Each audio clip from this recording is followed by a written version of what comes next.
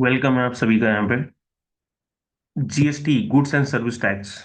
तो इसका हम फास्ट ट्रैक रिवीजन करेंगे यहाँ पे इस चैप्टर का स्टार्टिंग से लेकर। तो अगर किसी ने फर्स्ट टाइम भी अगर कोई जीएसटी कर रहा है टैली प्राइम के अंदर तो उसको कंप्लीट नॉलेज हो जाएगा अगर ये वीडियो वो दिखता है तो स्टार्ट करते हैं। तो जीएसटी हमारा गुड्स एंड सर्विस टैक्स होता है। और जैसे कि हम जानते हैं कि टैक्सेस हमारे दो टाइप्स के होते हैं, डायरेक्ट टैक्स इनडायरेक्ट टैक्स। तो जीएसटी जो हमारा है इनडायरेक्ट टैक्स है। 1 जुलाई 2017 को इंडिया में स्टार्ट हुआ है। पहले हमारे एक्साइज, सर्विस टैक्स, वेट, इस तरीके के अलग अलग टैक्स होते, लगभग 19 प्रकार के टैक्स। इनको हटा के एक लाया गया जिसको बोला जाता है जीएसटी। तो आज की डेट में हमारा डायरेक्ट टैक्स में जीएस इनडायरेक्ट टैक्स में जीएसटी है और डायरेक्ट टैक्स में हमारे पास इनकम टैक्स है। ठीक है।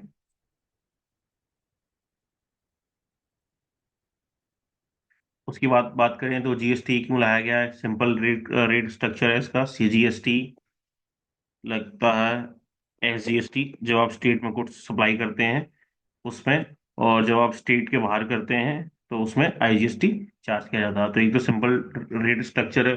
दूसरा कास्केडिंग जो इफेक्ट है टैक्स के ऊपर टैक्स लगता है उसको एलिमिनेट करता है, क्योंकि आपको एक ही जीएसटी नंबर लेना होता है और जो आपको टैक्स आपके ऊपर लगता है, जो आप माल खरीदते हैं और जो बेचते हैं उसके डिफरेंस का टैक्स भरना होता है।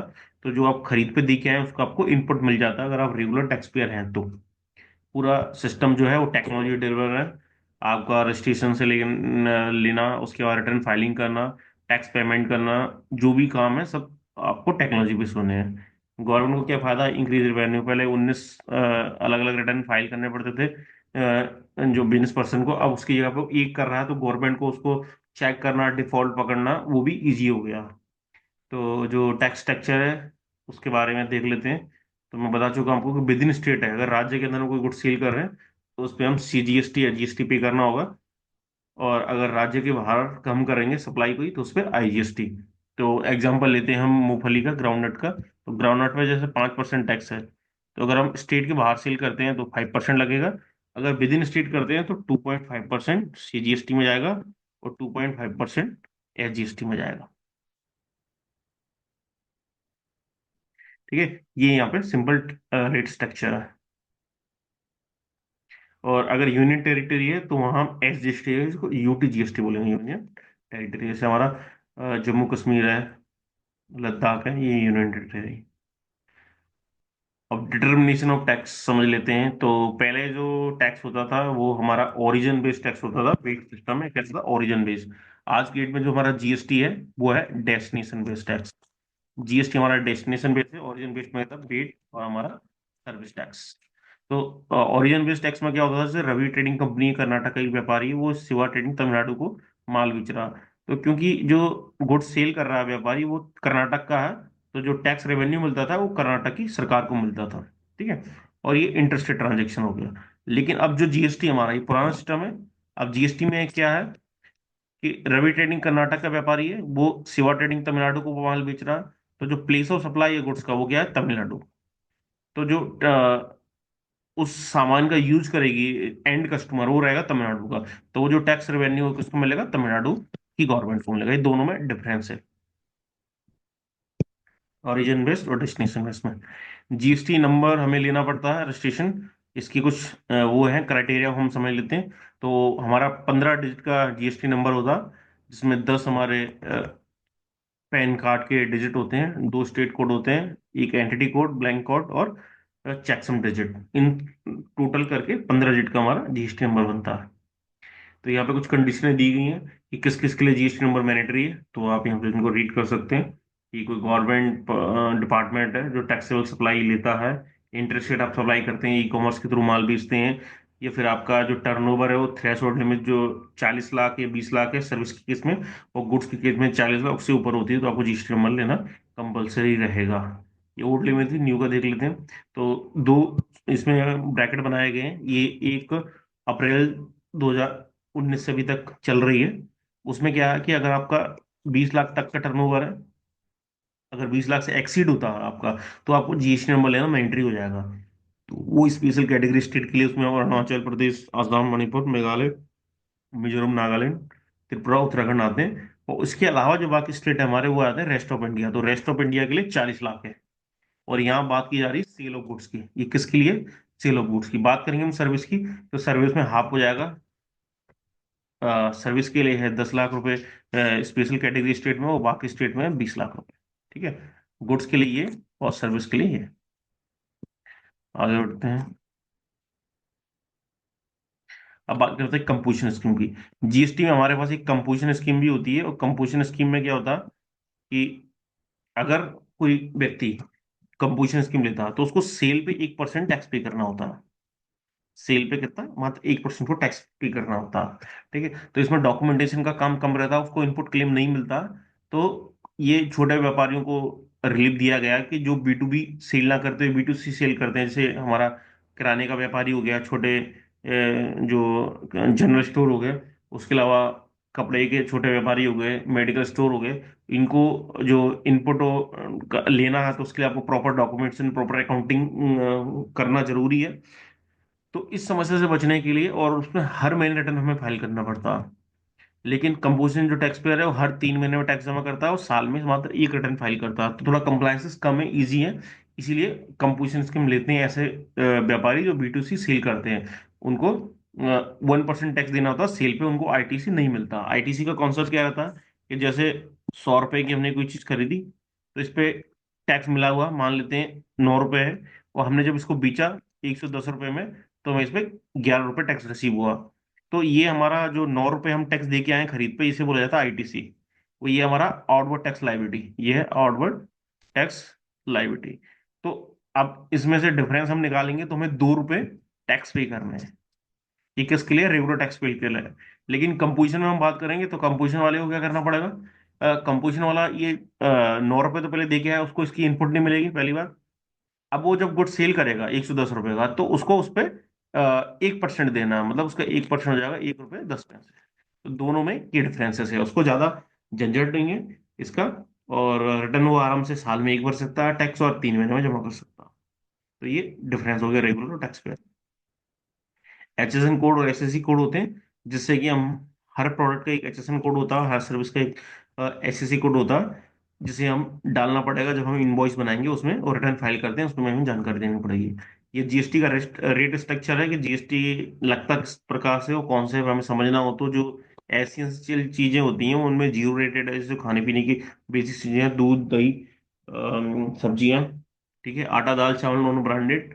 उसके हम मेरिट की बात करते हैं कि आटा चावल अगर ब्रांड में आप आ जाओगे पैकेजिंग के साथ में अच्छी क्वालिटी की, तो फिर उसमें आपको टैक्स देना पड़ेगा। उसके अलावा काजू, उस पर 5% टैक्स है, मूंगफली भी 5% टैक्स है। तो मेरिट वाले गुड्स आते हैं। उसके बाद बात करते हैं स्टैंडर्ड की। तो स्टैंडर्ड में हमारे आते हैं एफएमसीजी प्रोडक्ट, जैसे hair oil, cosmetics, electronic products. तो वो हमारे स्टैंडर्ड रेट उन पे लगते हैं, वो 12 से 18% तक। उसके बाद आते हैं D merit goods, luxury goods. इसमें हमारी मोटर बाइक कार्स आती हैं, जिसमें 18 नहीं 28% हमें टैक्स पे करना पड़ता है, और सेस अलग से लगता है। तो सेस हमारा 1% से लेकर 25% तक है, वो लग्जरी गुड्स पे। और ऐसे गुड्स जो गवर्नमेंट चाहती है कि लोग यूज ना करें, जैसे तंबाकू है, बीड़ी सिगरेट है, उन पे ये एडिशनल लगता है 28% के अलावा। उसके अलावा कुछ जो बाकी स्लैब से बाहर है, उसमें हम जैसे देखते हैं कि गोल्ड जेम्स ज्वेलरी पे 3% है, और जो कुछ प्रीशियस स्टोन होते हैं उन पे हमारा 0.25% है। तो स्ट्रक्चर का भी हमने देख लिया। अब कुछ इसमें जैसे इनकम टैक्स में स्लेब है कि आपकी इतनी इनकम होगी तो आप पे इतना टैक्स लगेगा। तो उसी तरीके से यहाँ भी कुछ क्राइटेरिया बनाया गया है, तो उसको हम समझ लेते हैं यहाँ पे। जैसे कि आप देख ही पा रहे होंगे कि जो फुटवेयर है, तो फुटवेयर पे यहाँ पे 1,000 तक का कोई फुटवेयर है तो उस पर 5% टैक्स है। अगर 1,000 रुपये से ऊपर उसकी वैल्यू है तो 28% है। अगर हम बात करें होटल की और रूम रेंट की, तो अगर उसका जो टैरिफ है वो 1,000 रुपये तक का है तो उस पर 0% कोई टैक्स नहीं देना। अगर 1,000 रुपये से 7,500 का है तो आपको उसमें 12% जीएसटी पे करना पड़ेगा। और अगर उसका रूम जो टैरिफ है वो 7,500 से ऊपर पर पर डे, यहाँ बात हो रही है पर डे की, तो उस पर 18% जीएसटी चार्ज किया जाएगा। उसी तरीके से क्लॉथ की बात करें तो क्लॉथ पे अगर 1,000 रुपये तक का क्लॉथ है तो 5%, 1,000 से ऊपर का क्लॉथ है उस पर 12%।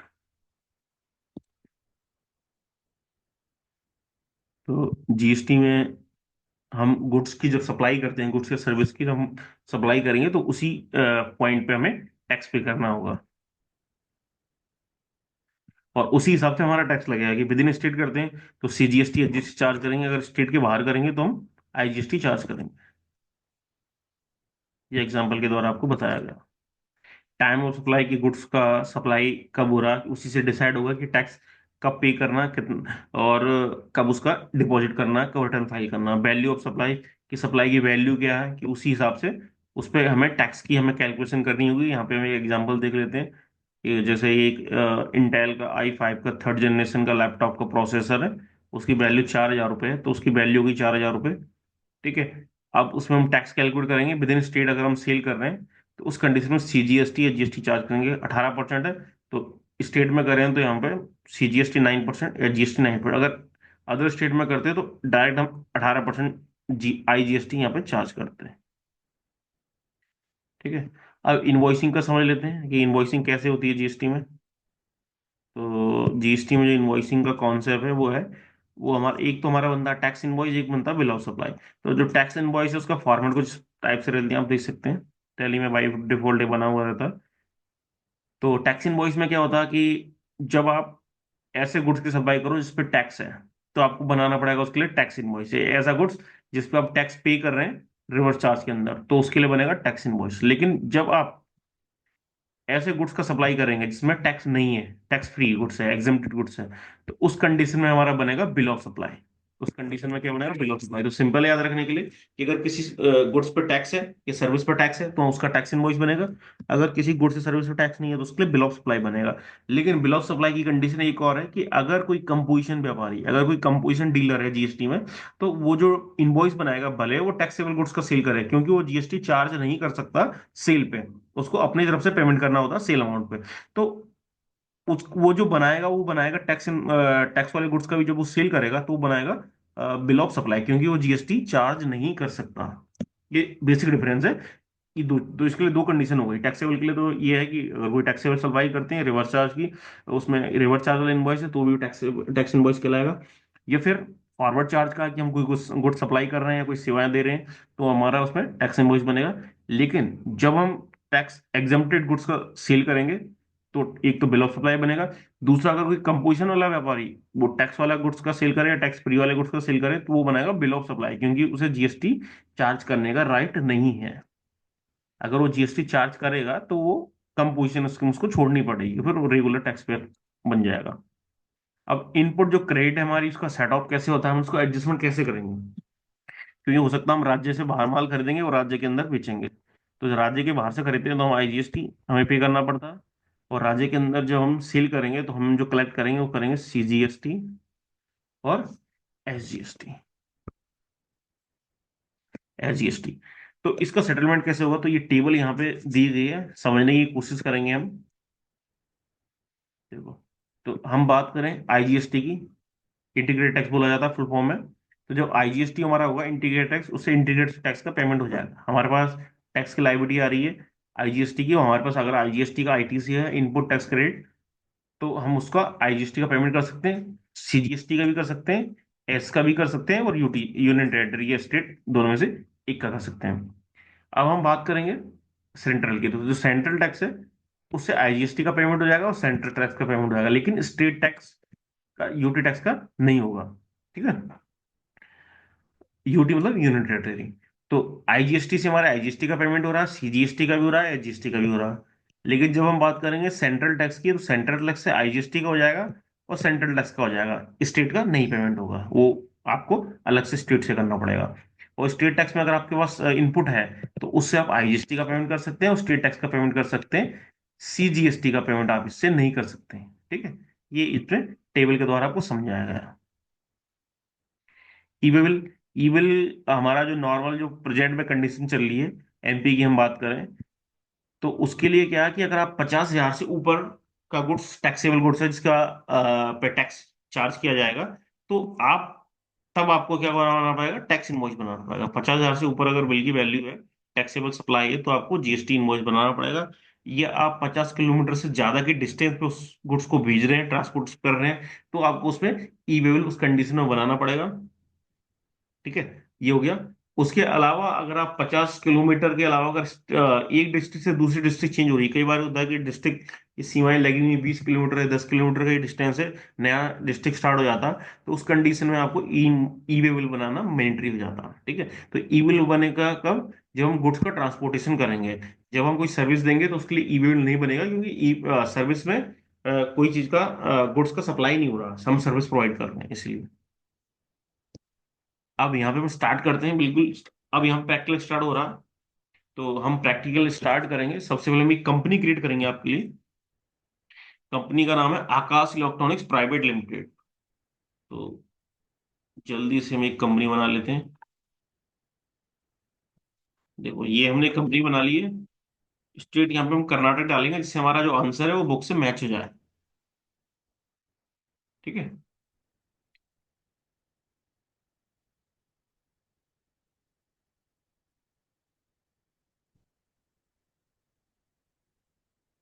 और इसका हम जो पीरियड है वो अप्रैल से ले लेते हैं।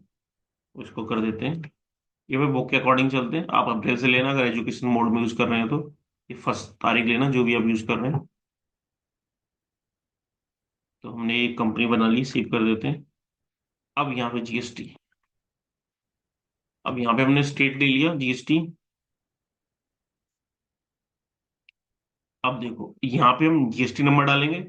अब आपको रिटर्न कैसे फाइल करना है, रेगुलर मैं भी दो यहाँ पे आपको ऑप्शन अवेलेबल है। अगर आपका 5 करोड़ से कम टर्नओवर है तो आप जो R103B है वो क्वार्टरली फाइल कर सकते हैं। सिर्फ आपको टैक्स मंथली जमा करना होता है। और अगर कोई आप B2B मतलब एक व्यापारी, आप हैं जीएसटी वाले, वो दूसरे किसी जीएसटी वाले व्यापारी को माल बेचते हैं, तो आपको हर महीने उसकी जानकारी देनी पड़ेगी। लेकिन अगर ऐसा नहीं है तो आप 3 महीने, तीसरे महीने में डायरेक्ट 3B R1 फाइल कर सकते हैं। अगर कोई टैक्स बन रहा है आपका तो आपको हर महीने जमा करना रहेगा। तो हम यहाँ पे मंथली ले लेते हैं। और यहाँ पे हम डालेंगे जीएसटी नंबर। तो मेरे पास जीएसटी नंबर अवेलेबल है, क्योंकि अगर हम जीएसटी नंबर नहीं डालेंगे नए वर्जन में तो हमें आंसर्स नहीं मिलेंगे। तो हम देख लेते हैं।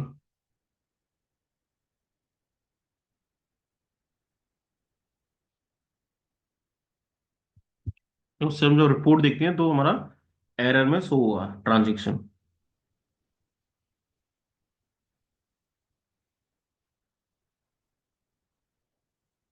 देखो ये यहाँ पे मैं जीएसटी नंबर डाल रहा हूँ।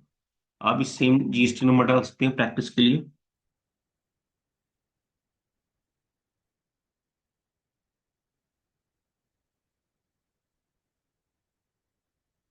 कंट्रोल से कर दिया हमने सेव। अब ई वे बिल की हमें रिक्वायरमेंट नहीं है तो नो कर देते हैं। अगर आप ई बिल यस करेंगे तो आप यस भी करना चाहें तो यस भी कर सकते हैं। यस रहने देते हैं, देखते हैं आगे आएगा तो मैं आपको एक्सप्लेन भी कर दूंगा। तो कंट्रोल से कर दीजिए सेव। ठीक है। तो हमारा पहला काम हो गया, हमने कंपनी अपनी बना ली है और वहां पे जीएसटी नंबर अपना डाल दिए। अब हम स्टार्ट करेंगे ट्रांजेक्शन की एंट्री करना। तो जैसे हम फर्स्ट ट्रांजेक्शन की एंट्री कर रहे हैं कि हमें बिजनेस में हम पैसा इन्वेस्ट कर रहे हैं, लगा रहे हैं पैसा।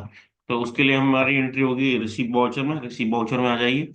रिसीव वाउचर में आने के बाद आपके पास देखो दोनों लेजर क्रिएट नहीं है, नई क्यों कंपनी हमने बनाई है, तो यहाँ पे मैं दोनों लेजर बना लेता हूँ। और सी करके आप डायरेक्टली यहाँ से बना सकते हैं। बैंक अंडर आता है हमारा बैंक अकाउंट ये। ठीक है। अब हम बना लेते हैं कैपिटल का, ओनर्स कैपिटल अकाउंट। अब ओनर कैपिटल अकाउंट का हेड आपको पता होना चाहिए क्या रहता है, तो ये हमारा रहता है कैपिटल अकाउंट के। क्योंकि आपको ग्रुप साइज सेलेक्ट करना है, अगर आपने ग्रुप साइज सेलेक्ट नहीं किया तो आंसर भी आपको गलत आएगा। तो अब हमें इसकी एंट्री करनी है, तो इसकी एंट्री कर लेते हैं। कितना अमाउंट है? 10 लाख रुपए। और डेबिट हम करेंगे एक्सिस बैंक को। सेव कर दीजिए करंट कंट्रोल से। फिर जब से आप दोबारा एंट्री ओपन करके देख सकते हैं कि आपने जो एंट्री की है वो सही है कि नहीं है, कोई मिस्टेक तो नहीं है। अब चलते हैं आगे। देखो अब उसके बाद आपको सप्लायर का लेजर बनाना है। तो हम सप्लायर का लेजर बनाते हैं जिसका नाम है सन इंटरप्राइजेस। ठीक है। इसको हम गुड्स इससे हम गुड्स परचेज करेंगे। तो हम आ जाते हैं क्रिएशन स्क्रीन पे। सन इंटरप्राइजेस। और जो सन इंटरप्राइजेस है हमारा, उसका हम जीएसटी नंबर डालेंगे। और उसका ग्रुप सेलेक्ट करेंगे। पहले तो ग्रुप सेलेक्ट करते हैं सन्ड्री। रेट है, क्योंकि हम गुड्स अगर उधार परचेज कर रहे हैं या सर्विस उधार परचेज ले रहे हैं, तो हम गुड्स सन्ड्री क्रेडिटर डालेंगे। अगर देंगे उसको, प्रोवाइड कराएंगे, तो हम सन्ड्री डेप्टर्स होगा। ठीक है। स्टेट उसका जो है कर्नाटक रखेंगे। तो स्टेट आपको सही रखना है, अगर आपने स्टेट गलत रखा तो भी आपका आंसर नहीं आएगा। तो जीएसटी बहुत ध्यान से करना है आपको, क्योंकि अगर आपकी रिपोर्ट नहीं आ रही मतलब कोई फायदा नहीं, अगर आप मिस्टेक कर रहे हैं। तो यहाँ पे हम जीएसटी नंबर डाल देते हैं इसका, क्योंकि जब आप रिवीजन करोगे तो पहले डाल देना, क्योंकि आप अगर डालेंगे नहीं बाद में डालेंगे तो एरर में शो होगा, टाइम आपका वेस्ट हो जाएगा। हमने जीएसटी नंबर डाल दिया, हमारा लीजर बन गया। उसके बाद हम बात करें, देखो हमें यहाँ पे अब 5 लीजर को क्रिएट करने हैं, तो फटाफट इनको क्रिएट कर लेते हैं। यहाँ पे देखो शॉर्ट में दिया हुआ कि जैसे अरविंद जो है वो एपी लिखा हो तो वो आंध्र प्रदेश का, उसका स्टेट में आंध्र प्रदेश डालेंगे, क्योंकि जीएसटी में हमें चार्ज करना सीजीएसटी, एचजीएसटी, आईजीएसटी, तो टैली डिसाइड कैसे करेगा? हमें तो पता है कि जब हम राज्य के अंदर गुड्स परचेज सील करेंगे तो उस समय हमें सीजीएसटी एचजीएसटी चार्ज करना है, और जब राज्य के बाहर करते हैं तो उसमें आईजीएसटी हम पे लगेगा, और हम अगर जब प्रोवाइड कराएंगे किसी को तो हम चार्ज करेंगे। तो ये डिसाइड कैसे करेगा टैली? तो वो डिसाइड करेगा जब हम उसको बताएंगे कि भैया ये जो पर्सन है इसका स्टेट ये है। तो यहाँ देख लेते हैं, जो अरविंद इंटरप्राइजेस है ये आंध्र प्रदेश का है। तो यहाँ से अरविंद इंटरप्राइजेस संडी क्रेडिटर ही रहेगा, आंध्र प्रदेश। तो यहाँ पे आप सिलेक्ट कर ली। यहाँ पे देखो सिलेक्ट करना, टाइप नहीं करना। अगर गलती से आप टाइप कर दोगे तो क्या होगा कि तो भी आंसर सही नहीं आता, कई लोग मिस्टेक कर देते हैं। तो यहाँ पे टाइप नहीं करना आपको, बस थोड़ा सा लिख के यहाँ पे सिलेक्ट कर लीजिए। और फिर आपको इसका यहाँ पे देना पड़ेगा हमें इसका, क्या देना पड़ेगा इसका, अरविंद का हमें वो बताना पड़ेगा यहाँ पे पेन नंबर। तो अरविंद इंटरप्राइज का हम पेन नंबर डाल देते हैं। देखो T7ARTPC 8737P1Z S। देखो अगर आप गलत डालोगे तो आपको यहाँ पे एरर शो करेगी, जिस हमने डाला गलत शो कर रहा, तो आप चेक कर सकते हैं कि आप गलती कर रहे डाल रहे हो। तो यहाँ पे सही डाल दिया हमने, देखो एरर हट गई। तो यहाँ से भी बेसिक इस तरीके से आप चेक कर सकते हो। उसके बाद हमने अरविंद का बना लिया, अब हमें बनाना है प्रिय अप्लायंसेस का। तो प्रिय अप्लायंसेस है कर्नाटक का, देखो कर्नाटक। तो जो हम स्टेट उसका बताएंगे उसी हिसाब से वो जीएसटी चार्ज करेगा। तो कर्नाटक तो ऑलरेडी है, चेंज करने की जरूरत नहीं है, बस उसका जीएसटी नंबर हम डालेंगे। प्रिय अप्लायंसेस, तो प्रिय अप्लायंस का जीएसटी नंबर हम डाल रहे हैं।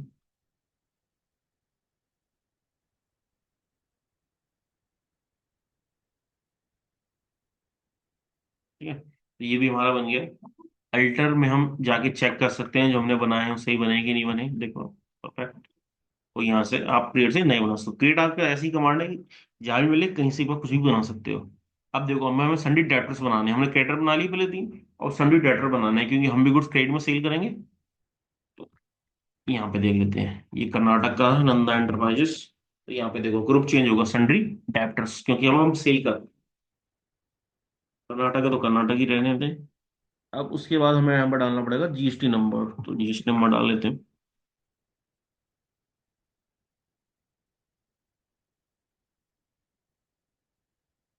जीएसटी नंबर को डालने में मिस्टेक की हमने।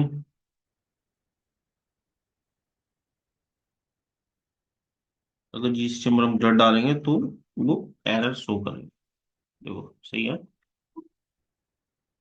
तो ये प्राइमरी चेक्स हैं जिससे आप यहाँ पे डिटेलिंग चेक कर सकते हैं। अब मुरुगन हम बना रहे हैं, ये है तमिलनाडु का मुरुगन इलेक्ट्रॉनिक्स, हंड्रेड एप्रेसी रहेगा। यहाँ पे स्टेट चेंज कर देंगे, ये जरूरी है, क्योंकि आपने स्टेट अगर चेंज नहीं किया वो आपको टाइप भी नहीं करना, थोड़ा सा सिलेक्ट डाल के यहाँ पे सेलेक्ट करना है। कंट्री इंडिया ही रहने देंगे, दूसरी कंट्री करोगे तो भी वो जीएसटी चार्ज नहीं करेगा। अब यहाँ पे मुरुगन का वो डाल रहे हैं जीएसटी नंबर।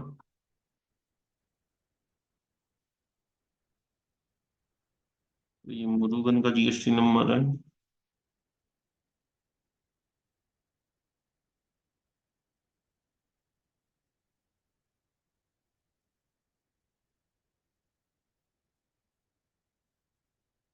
ये हो गया मुरुगन का। उसके बाद बात करते हैं श्रीजीत की। तो अब हम बना रहे हैं लेजर श्रीजीत का, ये है केरला का। ये भी हमारा कस्टमर है। तो ये भी सैनिटरी एडाप्टर्स में आ जाएगा। स्टेट चेंज कर लेते हैं, केरला।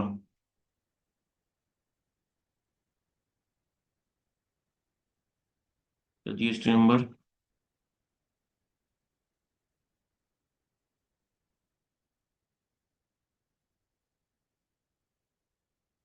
तो हमने यहाँ पे ये सारे लेजर्स रेडी कर दिए हैं, क्योंकि लेजर हमने रेडी कर दिए, इससे फायदा क्या होगा, जब हम एंट्री करेंगे तो प्रॉपर तरीके से हम एंट्री कर पाएंगे। अब देखो हमें परचेज सेल के लेजर भी बनाने हैं, कोई हमने बनाने हैं तो बना लेते हैं।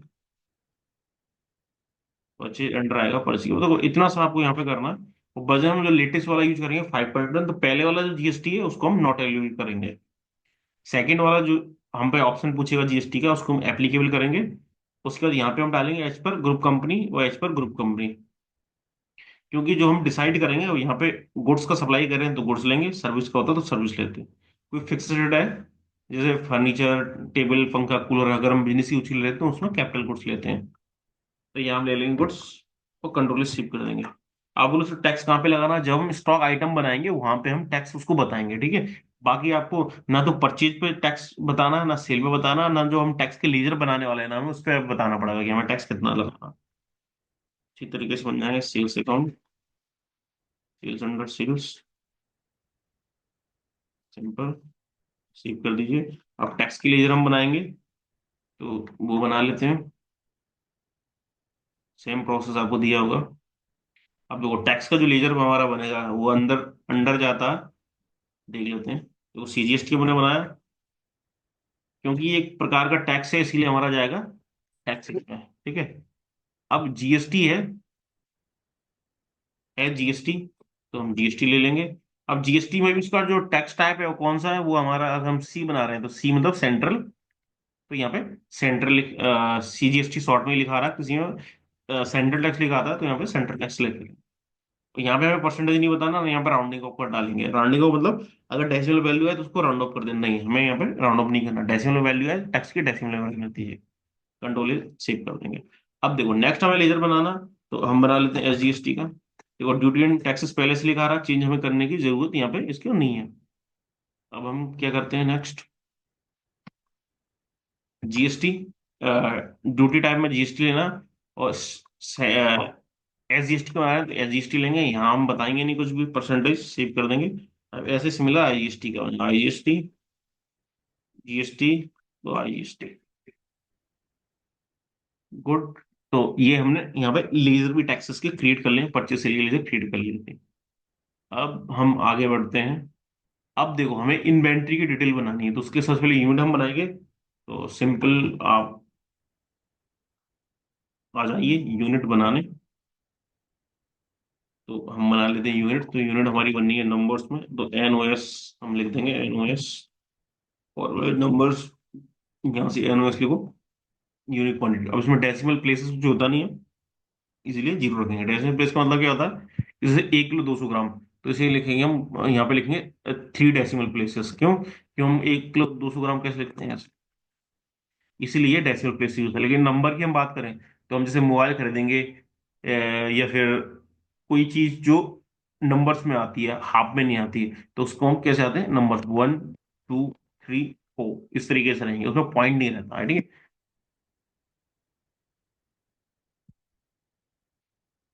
बस हमने बनाया, इसको कर दिए सेव। अब अल्टरनेट बनाने का फायदा ये है कि आपको यहाँ पे दिख भी जाता है। हल्की, आगे बढ़ते हैं। आगे हम बात करें, अब देखो अब यहाँ पे हमें टीवी का लेजर बनाना पड़ेगा। सॉरी, लेजर नहीं, हमें यहाँ पे बनाना पड़ेगा टीवी का स्टॉक आइटम। तो ये हम उसका नाम ले लेते हैं, स्टॉक आइटम डायरेक्ट, क्योंकि ग्रुप हमें यहाँ पे बताने की जरूरत नहीं है। प्राइमरी में जाएगा, नंबर्स ले लेंगे यूनिट। कई लोगों को समस्या रहती है कि सर नम अमाउंट पे नहीं, अमाउंट पे जा रहा है डायरेक्ट, वो क्वांटिटी पे नहीं रुक रहा। वो रीजन है ये भैया आपने यहाँ नॉट अवेलेबल कर दिया। तो आपको यहाँ पे ध्यान रखना है, यहाँ पे हम क्या करेंगे, यहाँ पे हमें लेना पड़ेगा यूनिट, कि भाई वो मापेंगे कैसे, तभी तो वो आपको यूनिट पे रुकेगा। और ग्रुप हमें यहाँ पे बताने की जरूरत नहीं, इसलिए हमने प्राइमरी में इसको डाला। अगर रिक्वायरमेंट रहती तो हम ग्रुप भी बताते हैं।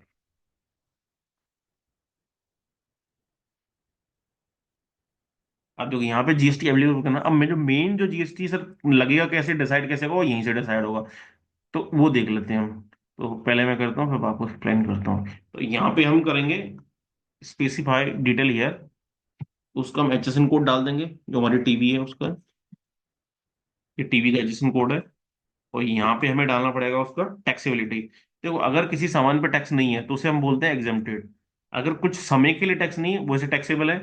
जैसे कोई इंडिया में कोई अगर सामान जिस पे टैक्स है वो आप सील कर रहे हो, अगर उसको फॉरेन में सील करते हो तो वो हमारा रिलेटेड में आ जाएगा, ठीक है। नॉन जीएसटी में हमारा पेट्रोल शराब वो नॉन जीएसटी में आ जाता है। और अगर किसी चीज पर टैक्स है, जीएसटी हमें चार्ज करना है, तो वो आएगा टैक्सेबल में। तो यहाँ पे हम टीवी की बात कर रहे हैं, 18% टैक्स है टीवी पे, तो यहाँ पे टैक्स सेलेक्ट करेंगे और यहाँ पे टैक्स का रेट डाल देंगे 18%।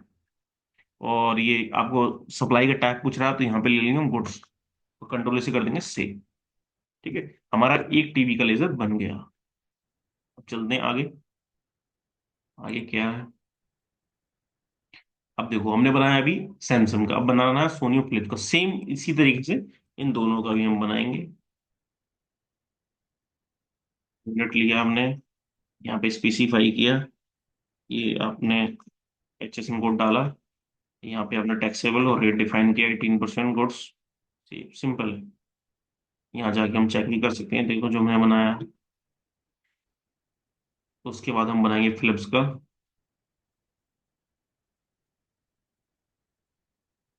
ये बन गया फिलिप्स। यहाँ पे भी इसका एचएसएन कोड डिफाइन करेंगे।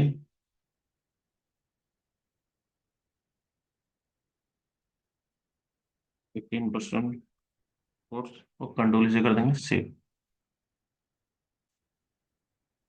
फिर देखो ये हमारे सारे यहाँ पे क्रिएट हो गए हैं। अब आप वन बाय वन एंट्री करना स्टार्ट करेंगे। तो पहले मास्टर क्रिएट करने का फायदा है, आप डायरेक्टली भी क्रिएट कर सकते हो, लेकिन पहले क्रिएट करने का फायदा ये है कि आपको फिर अब एंट्री करना है, ठीक है।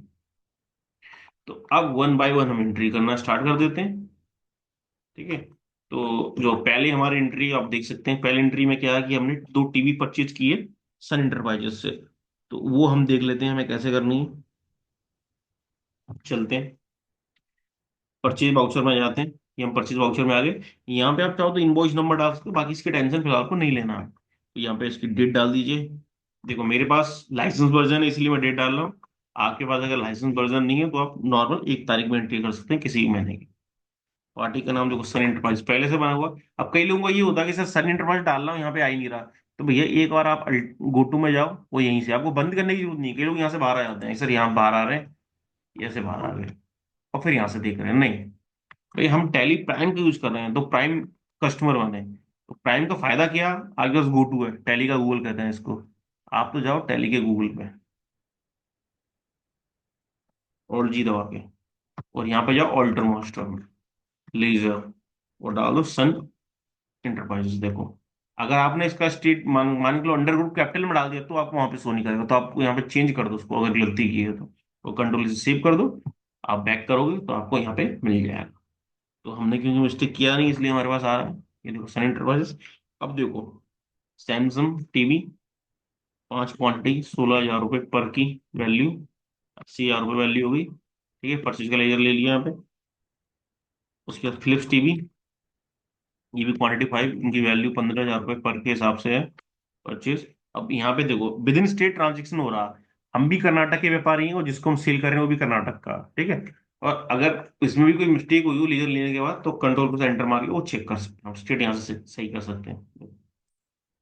तो यही पहले से तो कुछ करने की जरूरत नहीं, कंट्रोल सी हो जाएगा, बैक आ जाएगा। अब देखो हम जीएसटी चार्ज करेंगे। तो देखो एंटर मार कर यहाँ जीएसटी करोगे तो आएगा नहीं, क्यों? क्योंकि यहाँ पे स्टॉक आइटम के लिए जगह आ गई, दो आपने लिख दिया, तीसरा स्टॉक आइटम लिखना आ गया नहीं, तो आप कर दो एंड ऑफ लिस्ट। यहाँ पे आप जीएसटी चार्ज करो। ये आ गया, ये आ गया जीएसटी आपका।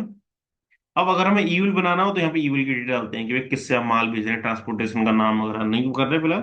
कंट्रोल सेव कर दीजिए, इसको चाहे नो कर दीजिए, कंट्रोल सेव। हो गई हमारी एंट्री। तो फर्स्ट एंट्री सिंपल सी थी, इस तरीके से आपको करनी है। और बाकी सब पूरा सिंपल है, क्योंकि हम परचेज सेल की एंट्री पहले कर चुके हैं। इस चैप्टर में नया गया, इस चैप्टर में नया है कि हमें उस पर जीएसटी चार्ज करना है। वो हमें यहाँ पे समझना था, वो हमने यहाँ पे समझा। अब नेक्स्ट एंट्री करते हैं। नेक्स्ट एंट्री में इनवॉइस नंबर देखो मेरे पास लाइसेंस वर्जन है, इसलिए मैं यहाँ पे अलग अलग डेट डाल पा रहा हूँ। आप एक डेट में भी कर लेंगे तो प्रैक्टिस तो आपका हो ही जाएगा। वो नहीं। 10 TB 18,000 पर की कॉस्ट, 1800 हो गया, इसको बिल्कुल कर देते हैं। तो अब जो प्री एंटरप्राइजेस है वो भी कर्नाटक का, तो यहाँ पे हम चार्ज करेंगे CGST, SGST। अगर कोई एक्स्ट्रा बॉक्स देखेंगे तो मेरे पास डिस्क्रिप्शन का खुल रखा है इसलिए आ रहा है, अगर मैं इसको नो कर दूंगा तो ये नहीं आएगा फिर। कंट्रोल से मैंने सेव कर दिया। अब देखो जो आपने एंट्री कर लिया, आप उसकी रिपोर्ट देखना चाहोगे तो गो टू में जाएंगे हम और टाइप करेंगे 3V। तो देखो इस तरीके से आपके पास रिपोर्ट बनकर तैयार हो रही है। अगर आपने एरर किए होते तो यहाँ पे वो एरर में दिखाता, देखो करेक्शन नीडेड, अनसर्टेन ट्रांजेक्शन। देखो, तो हमने अभी गुड्स परचेज किया तो मैंने कहा था उसको हम बोलते हैं इनपुट, इनपुट टैक्स क्रेडिट। तो जो अवेलेबल इनपुट टैक्स क्रेडिट है देखो ओवरऑल आ रही है 60,000 रुपये, 30,150 CGST है और 30,150 SGST है। ठीक है, यहाँ पे एंटर मार के आप चेक कर सकते हैं। यहाँ पे आप इस पे क्लिक करेंगे, ये देखो, आप चेक कर सकते हैं कि जो आपने ट्रांजेक्शन बुक किए थे उससे ऑटोमेटिक आपका ये टैक्सेबल वैल्यू आ गया, ये टैक्स आ गया, ये टोटल क्या है। तो यहाँ पे ऐड होते जाएंगे। अभी कोई IGST वाला परचेज नहीं था इसलिए IGST वाला क्या रहा, जीरो आ रहा। चलते हैं आगे। अब नेक्स्ट देखो, नेक्स्ट एंट्री क्या है, अब हम सेल करेंगे। अभी हमने परचेज किया था, वाउचर चेंज कर लिए फेड से सेल। तो सेल कर रहे हैं नंदा इंटरप्राइजेस, तो नंदा इंटरप्राइज आ गया हमारा। सोनी टीवी क्वांटिटी दो, नहीं सोनी टीवी 5 है, और जो उसका रेट है वो है 17,000। और उसके बाद सैमसंग टीवी, सैमसंग टीवी एक मैंने ऊपर नीचे कर दिया तो सिमिलर ही कर देते हैं। तो दो सैमसंग की टीवी थी, 17,000 पर की वैल्यू थी, 34,000। उसके बाद बात करेंगे हम सोनी की। सोनी की 5 टीवियाँ 19,000 पर के हिसाब से।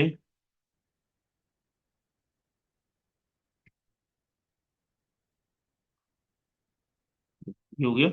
अब यहाँ हम GST चार्ज कर देंगे, CGST या GST। देखो परचेज में हम दे रहे थे, हमारा इनपुट था। सेल पे हम चार्ज कर रहे हैं, वो हमारा आउटपुट टैक्स लायबिलिटी है। तो सेव कर दिया हमने। और इसकी हम डेट चेंज करना, F2 से आप डेट चेंज कर सकते हैं। एजुकेशन बोर्ड में फर्स्ट सेकंड और 31st डेट डलता है बस। अब देखो उसके बाद आप सेल कर रहे हैं जगदीश को, और उसने जो पेमेंट किया है वो डायरेक्ट बैंक में दिया आपको। तो हम डायरेक्टली क्या करेंगे, यहाँ पे बैंक के डाल लेते हैं। ठीक है, और यहाँ पे टीवी, एक टीवी 19,000 रुपए की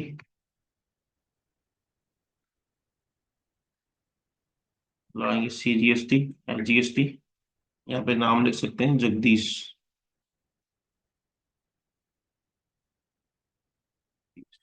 ठीक है, ये एंट्री होगी। आगे बढ़ते हैं। अब क्या कि अब है नंदा इलेक्ट्रॉनिक्स को आपने दोबारा से सील किया, तो उसको दोबारा से सील करते हैं। तो दोबारा सील में नाम लेंगे हम पहले पार्टी का। फिलिप्स की टीवियां चार, 16,000 पर की रेट। सोनी की टीवी चार, 19,000 रुपये पर की रेट। और नंबर के लिए आप ध्यान रखिए कि नंबर पैड का यूज करें तो स्पीड आपकी प्रॉपर आएगी। ठीक है, कंट्रोल इसी कर दिया सेव। आपको इनके चेक करना हो तो मैंने बताया फीचर करके आप चेक कर सकते हैं। अब देखिए, अब 3B में जाएंगे तो 3B का थोड़ा डिफरेंट लुक आएगा। देखो पहले हमारा आउटवर्ड टैक्स लायबिलिटी जीरो आ रहा था, देखो अब यहाँ पे आपको शो कर रहा है वैल्यू। तो ये देखो, आपने जो गुड्स सेल किया उससे आपने 51,000 रुपये कलेक्ट किए कस्टमर से। 25,000 CGST, 25,920 CGST के और 25,920 SGST के। टोटल जो वैल्यू है जो अभी तक आपने सेल किया वो यहाँ पे आपको दिख रही है। हमें यही वैल्यू रिटर्न में देनी होती है। देखो परचेज की हमें वैल्यू रिटर्न में नहीं देनी, इसलिए परचेज की वैल्यू नहीं आती, सिर्फ टैक्स टैक्स आता है। अगर टैक्स फ्री होगा तो वैल्यू आएगी। टैक्स वाले सामान की वैल्यू हमें रिटर्न में शो नहीं करनी होती है। अब देखो, अब इसमें भी आप सिमिलर चेक कर सकते हैं एंटर मार के कि देखो किस किस व्यापारी को हमने माल बेचा। देखो यहाँ पे पूरी आपको डिटेल लग रही, 3 इनवॉइस बने तो उनका टोटल आपको ये यहाँ पे शो हो रहा है, और यहाँ पे उनकी 1 बाय 1 डिटेल ओपन हो रही है। यहाँ से क्लिक करके भी आप वाउचर को ओपन कर सकते हैं, अगर किसी में मिस्टेक हुई है तो उसकी एंट्री में अमाउंट क्वांटिटी आप सही कर सकते हैं। तो कंट्रोल स्किप कर देंगे तो आप बैक करके वहीं पे आ जाएंगे। तो यहाँ तक आपको समझ में आया होगा, स्टेट के अंदर ट्रांजेक्शन हो रहे थे। अब हम आगे बढ़ रहे हैं। अब देखो, अब जो ट्रांजेक्शन होंगे वो होंगे अदर स्टेट, इंटर स्टेट के। तो जब इंटर स्टेट का ट्रांजेक्शन होगा तो आपको पता कि हम हमें क्या चार्ज करना रहेगा। इंटर स्टेट के ट्रांजेक्शन के केसेस में हमें चार्ज करना पड़ेगा उसमें आईजीएसटी। हमें क्या चार्ज करना पड़ेगा? आईजीएसटी। तो देख लेते हैं।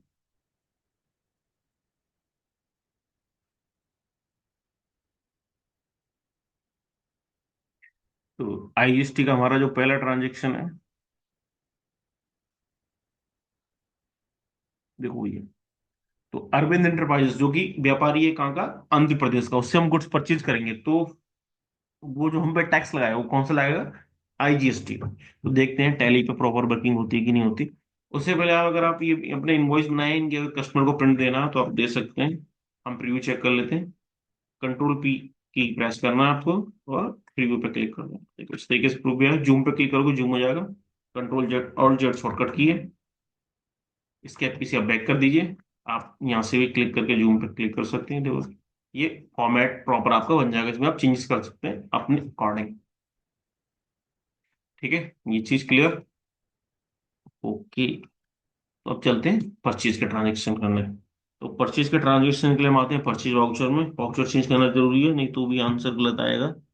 यहाँ पे हम डाल देंगे इनवॉइस नंबर। आप पे है तो डाल दीजिए, डेट डाल दीजिए, और पार्टी का नाम अर्बन एंटरप्राइजेस। प्लेस की टीवी हम परचेज कर रहे हैं इससे।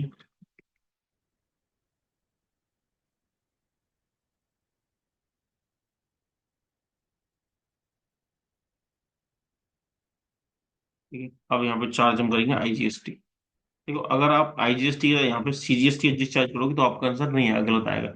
और अगर आंसर आ रहा है तो मतलब आपने स्टेट गलत किया। तो स्टेट आपको मैंने बता रखा, अगर एंट्री करते समय सही करना हो तो यहाँ पे जाके आप पे क्लिक करके चेंज भी कर सकते हैं।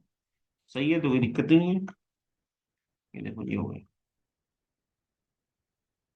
गुड। तो सेव कर दीजिए।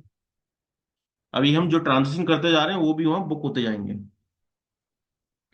अब देखो अरविंद के बाद नेक्स्ट जो हमें करना है वो हमें करना है, परचेज कर लिया, अब सील करना है मुरुगन को। तो सेल वाउचर। अब जो मुरुगन है हमारा वो तमिलनाडु का है, तो उस पर हम आईजीएसटी चार्ज करेंगे।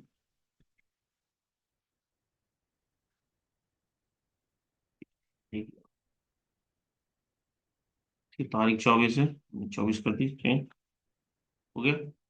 पेज आप सब चेक कर सकते हैं एंट्री को, प्रॉपर हुई है कि नहीं हुई। उसके बाद श्रीजीत। श्रीजीत जो हमारा है वो केरला का है, उसको हमें सील करना है। सोने हमारे पास टीवी पड़ी हुई है दो, सील कर देते हैं।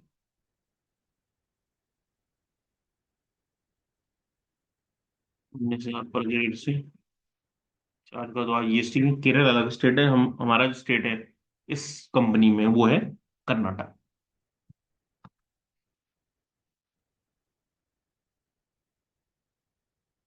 उसके बाद बात करते हैं नंदा एंटरप्राइज की दोबारा। ये नंदा एंटरप्राइजेस, इसे सैमसंग का टीवी हमें सेल करना है। 3 17 हजार की रेट से। अब देखो ये नंदा एंटरप्राइज कर्नाटक का आता है, हम सीजीएसटी और एचजीएसटी चार्ज करेंगे। टैली भी आपकी हेल्प करता है कि आप मिस्टेक तो नहीं कर रहे हो, चेक करना हो तो आप, अगर आपने स्टेट सही डाल लगा तो उसी हिसाब से बताता है। अब देख लेते हैं, हमने ये एंट्रीज की। अब एंट्री से हमारी R1 की रिपोर्ट तैयार होगी। R1 क्या होता है, पहले एक बार 3V देख लेते हैं। देखो 3V में आईजीएसटी पहले नहीं था, अब जीएसटी आईजीएसटी आ गया। आप चेक कर सकते हो। देखो पूरी आपको डिटेल आ रही है, किस ट्रांजेक्शन में आईजीएसटी, किस पार्टी में, उसकी वैल्यू आपको बता रहा है। इसी तरीके से सेल पे भी हम चेक कर सकते हैं। तो ये तो हो गया 3V का रिटर्न। ये समरी रिटर्न जाता है, इतनी डिटेल उसमें जाती है जीएसटी के रिटर्न में, अलग से कुछ नहीं जाता, इतनी डिटेल जाती है शॉर्ट में। लेकिन डिटेल जो जानकारी जाती है वो सेल की जाती है, वो हमारी जाती है R1 में। देखो R1 देखोगे आप, गो टू से टाइप कर दो R1, आपके सामने R1 की रिपोर्ट आ जाएगी। R1 की रिपोर्ट में देखोगे तो इन 5 पार्टी को हमने गुड सेल किया। वो एक पार्टी ऐसी जिसका जीएसटी नंबर नहीं, 6 पार्टियां हुई टोटल। तो ये देखो यहाँ वैल्यू बता रहा है इसकी। और जो हमने जीएसटी नंबर वालों को बेचा वो है, एंटर मारोगे अंदर देखो चेक हो जाएगा आपको। ये नंदा एंटरप्राइज के 3 बिल है, एंटर मार के चेक कर सकते हो, तीनों बिल की डिटेल आ रही है। आपने जो सृजीत को बेचा अदर स्टेट का, मुरुगन भी अलग स्टेट का, इसलिए इसमें आईजीएसटी चार्ज किया। तो आप यहाँ से प्रॉपर चेक कर सकते हो। अगर यहाँ कुछ अनसर्टेन ट्रांजेक्शन मारा है, करेक्शन नीडेड आ रहा है, तो आपने मिस्टेक की, एंटर मारो, वो मिस्टेक सही करो, आपकी जो रिपोर्ट है वो यहाँ पे रिफ्लेक्ट हो जाएगी। देखो जो आपने एचएसएन कोड डाल रखे हैं वो यहाँ पे डिटेलिंग ऑटोमेटिक मेंटेन होगी। ठीक है, सारा मटेरियल आपके लिए तैयार है। उसके बाद बात करेंगे डॉक्यूमेंट समरी। तो ये देखो डॉक्यूमेंट समरी, आपने जो बिल बनाए 1 नंबर से 6 नंबर तक, ये भी हमें जीएसटी में डालने होते हैं, इसीलिए पूरी रिपोर्ट आपकी तैयार हो गई है। नेक्स्ट आगे बढ़ते हैं। 3 मैंने आपको बताई दिया। उसके बाद टैक्स की बात करेंगे, टैक्स कितना हम पे बनना है। तो मैनुअल आपको समझना हो तो आप टीवी में आ जाइए। आप ना इनपुट में से आउटपुट घटा दीजिए तो आप टैक्स निकाल लोगे। तो जैसे मैं आपके लिए यहाँ पे हेल्प कर देता हूँ आपकी कैलकुलेटर निकाल के समझाने की। कि जो जो आपने गुड्स परचेज किया वो उसका ये इनपुट आ रहा है इधर। गुड्स परचेज किया उसका इनपुट इधर आ रहा है। और जो गुड्स सेल किया उसका इनपुट, जो गुड्स सेल किया उसका जो आउटपुट टैक्स लायबिलिटी है वो ऊपर आ रहा है। तो आप इसमें से लेस कर दीजिए। देखो आउटवर्ड में मैंने रिसीव किए हैं कस्टमर से 12,600 रुपये। और मैंने इनवर्ड जो परचेज किया गुड्स में टैक्स में देखिए हम 11,880 रुपये। तो मुझे 720 रुपये मुझे और पे करने पड़ेंगे। ठीक है, उसी तरीके से हम बात करेंगे 50,000, सॉरी 30,510 रुपये आउटवर्ड में टैक्स दे कस्टमर से रिसीव कर चुका हूँ। और जब मैंने जो इनवर्ड में टैक्स दे के आया हूँ 30,150 रुपये। तो 360 रुपये जो वैल्यू है वो मुझे और गवर्नमेंट को टैक्स पे करना पड़ेगा। ये टैक्स है, होता है रेगुलर टैक्स पेयर के लिए। ठीक है, पूरे पे टैक्स नहीं देना। अगर कंपोजिशन स्कीम की बात करें तो उसे पूरे पे टैक्स देना पड़ता है 1%, जो उसने वैल्यू सेल किया उसको इनपुट नहीं मिलता। लेकिन रेगुलर टैक्स पेयर को इनपुट मिलता है। इसलिए जीएसटी में बहुत केयरली आपको चेक करना होता है कि जिससे आप गुड्स परचेज करो प्रॉपर पोर्टल पर डाले, आप प्रॉपर एंट्री करो, ताकि आप उसका इनपुट ले पाओ समय रहते हैं। क्योंकि समय के बाद वो इनपुट मिलता नहीं है, आपको टैक्स का अपने जेब से भुगतान करना पड़ेगा। मान के लिए इनपुट अगर नहीं होता तो ये हमें पूरा टैक्स भरना पड़ता। लेकिन इनपुट हमारे पास है सारी कंडीशनों के साथ में प्रॉपर, तो आपको ये इनपुट मिल जाएगा, तो आपको कम ही टैक्स, प्रॉफिट पर टैक्स देना है। अब हम ये टैक्स और दूसरे कैसे चेक कर सकते हैं, वो कर सकते हो, बैलेंस शीट में जाओगे आप। तो बैलेंस शीट में ऑल टाइप फंड डिटेल के लिए देखो ड्यूटी एंड टैक्सेस, जो भी हमारे टैक्स रहते हैं हमें ड्यूटी एंड टैक्स में देते हैं, तो आप यहाँ देख सकते हो। देखो सीजीएसटी एचजीएसटी वही वैल्यू आ रही है, एंटर मार के चेक कर सकते हो। देखो ये आपने परचेज किया था, ये उसका टैक्स हो गया डेबिट साइड, और जो आपने सेल किया उसका टैक्स हो गया क्रेडिट साइड। देखो डिफरेंस दोनों का 360 रुपये। तो अब हम इसकी पेमेंट वाउचर में जाके एंट्री कर लेंगे। ये हम पेमेंट वाउचर में आ गए। और जो हमारा बैंक है एक्सिस बैंक, तो इनको डेबिट करना पड़ेगा, क्योंकि हमारा, हम इनको पेमेंट कर रहे हैं।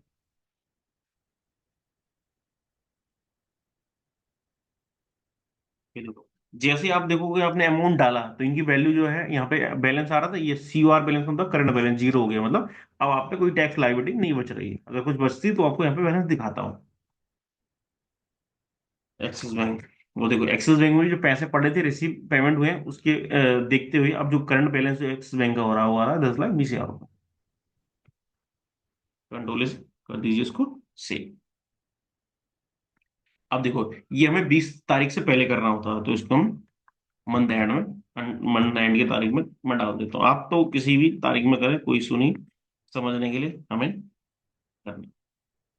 ठीक है, अब आप देखो बैलेंस शीट में जाओगे, कोई आपका बताएगा नहीं डिटेल। क्यों? क्योंकि आप जो टैक्स है उसका पेमेंट कर चुके हैं, फिफ्टीन टैक्स में आपको जीरो आ रहा है, लाइबिलिटी शून्य, जीरो। तो ये हो गया हमारा।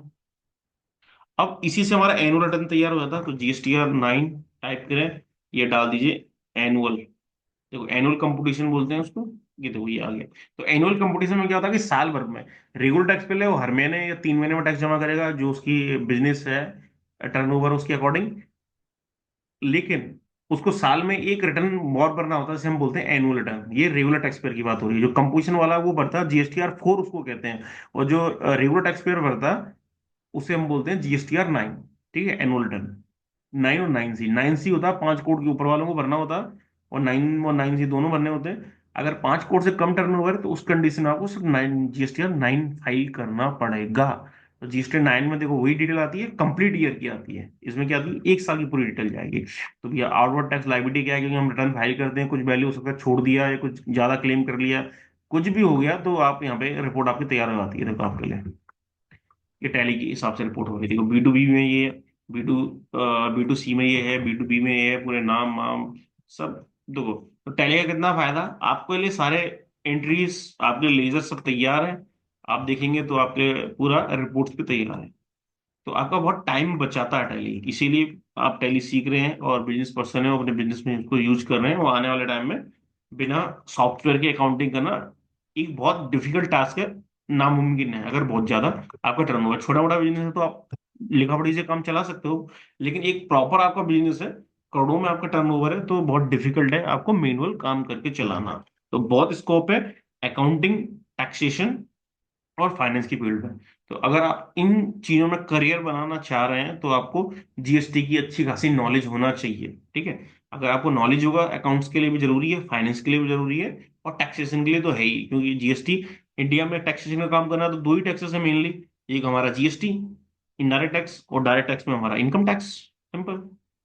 तो ये हमारी पूरी रिपोर्ट बनके तैयार हो गई है। अब हम बैलेंस शीट पे एक नजर मार लेते हैं। देखो ये बैलेंस शीट आपकी, इन पे आप चेक करोगे तो देखो इनसे आपको पैसे रिसीव करने, डेब्टर साइड है, क्रेडिटर में ये है, इनको आपको पेमेंट करना है, क्योंकि इनको हमने पेमेंट नहीं किया, तो लेजर में सब ऑटोमेटिक तैयार हो रहा है। देखो नंदा एंटरप्राइज से हमने तीन एंटरप्राइज, तीन ट्रांजेक्शन किए हैं, तो आप देख सकते हैं। बैंक में देख लेते हैं। देखो ये पैसा हमने नगद बेचा, मतलब बैंक में पैसा रिसीव हुए थे, इसलिए इसका बैलेंस बढ़ गया। 10 लाख की कैपिटल थी हमारी, ये पूरा। अभी आपको जो प्रॉफिट हुआ है वो 23 हजार का प्रॉफिट, यहीं से क्लिक करके प्रॉफिट लॉस अकाउंट में बोल सकते हैं, या Go to से क्लिक कर सकते हो, या गेट वे ऑफ टैली पे बैक आके, ऐसे बैक आके यहाँ से ही प्रॉफिट लॉस अकाउंट में पहुंच सकते हो। ऑल टैब से आपको डिटेल ओपन हो जाती है। देखो आप डिटेल में देखोगे तो आप पे सिर्फ फिल्म्स की टीवी बची हुई है, एंटर मार के चेक भी कर सकते हो, एक नंबर बची है, बाकी आपने सब सेल कर दिया। देखो ये आपने परचेज किया 4 लाख 1 हजार का, उसमें से बेच दिया 4 लाख 9 हजार का, जो वैल्यू बचा हुआ है 15 हजार, आपका जो प्रॉफिट हो गया आपका वो हो गया 23 हजार रुपये। अगर हम प्रॉफिट का परसेंटेज चेक करना चाहें, भाई कितना परसेंट मिला, तो यहाँ पे देख लेते हैं। तो उसके लिए तरीका क्या है, ऑल्ट F1 आपको, ऑल्ट F12 की प्रेस करनी है, नहीं सॉरी, फंक्शन की कॉन्फ़िगरेशन वाली, तो F12 है, F12 के प्रेस कर दीजिए। यहाँ पे ओपनिंग यस कर लीजिए, अगर ओपनिंग में कोई सामान होता है तो यहाँ पे आता है, इन बार यस कर लीजिए, आउट बार यस कर लीजिए, और यहाँ पे एक show items with zero quantity और बैलेंस, क्योंकि कुछ आइटम ऐसे हैं जो सील हो चुके हैं, वो भी हमें देखिए यहाँ पे, तो हमने यस कर दिया। इसको नो करोगे तो जीरो वाले शो नहीं होंगे, तो हम इनको यस कर देते हैं, देखिए आप। तो ये आपको बता रहा, ओपनिंग तो कुछ था ही नहीं, ये हमने परचेज किए, ये हमने सेल किए, वो ये हमारा बचा हुआ स्टॉक। अगर हम पर जो हमारे आइटम है, स्टॉक आइटम टीवी के, पर टीवी हमने कितना प्रॉफिट कमाया वो चेक करना चाहें, तो यहाँ पे देखो शो प्रॉफिट का ऑप्शन मिलेगा, क्लिक कर दीजिए। देखो percent wise with value, consumption के, मतलब आपकी कॉस्ट कितनी है वो आता है हमारा कंजप्शन, आपने जो बेचा है उसकी वैल्यू, डिफरेंस, ओवरऑल कितना है, पर आइटम वाइज कितना है, तो आपको ओवरऑल यहाँ पे परसेंटेज आ रहा है 5.62% है, 23 हजार। और पर टीवी देखोगे तो अलग अलग आपको प्रॉफिट का परसेंटेज है, ओवरऑल आपका ये रिपोर्टिंग आ रही है इस तरीके से, ठीक है। तो आप इस तरीके से जीएसटी कर सकते हैं। तो एक ही वीडियो में मैंने आपको ये सारी चीजें बता दी जीएसटी की, आप इसको आराम आराम से देखिए, समझिए, और बाकी जो डाउट होंगे वो वन बाय वन कमेंट करके या फिर क्लास में डिस्कस कर लेंगे, ठीक है। बाकी 2 चैप्टर और मैं आपके लिए बनाऊंगा, जिसमें हम डाटा सिक्योरिटी और कंपनी डाटा मैनेजमेंट करेंगे, तो छोटे छोटे चैप्टर है। Thank you for watching this video.